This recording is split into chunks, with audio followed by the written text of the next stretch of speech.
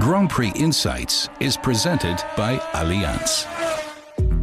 After 1 year of absence, Montreal is back in the Formula One calendar. Welcome to the Canadian Grand Prix. Many fantastic races were on this track.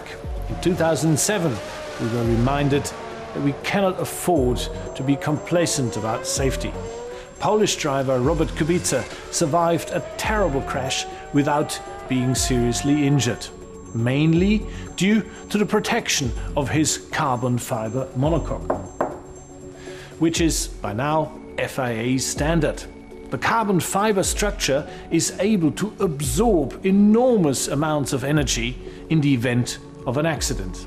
Another very important milestone in safety for Formula One. Nico, I guess you're mainly focusing on the most difficult parts of the track while preparing for the race. In Montreal, the brakes are a big theme as we have a lot of big braking events here. And what is also interesting from a driver point of view is the last chicane here with the wall of champions at exit. It's very challenging. He's talking here about the last chicane before the finish. The drivers approach it at over 300 kilometers per hour and have to brake heavily. Go into it with too much momentum and you can hit the wall at the end, as many champions before have done, hence the name. Although the circuit is one of the very fastest, there are naturally some slower corners here too. Finding the right setup is a tricky job for the teams. Montreal is most extreme because of the very high low downforce level and very high top speed and low cornering speed, so you have a very big difference between the end of straight speed and the apex speed. And the bigger this difference, the more energy you have to absorb.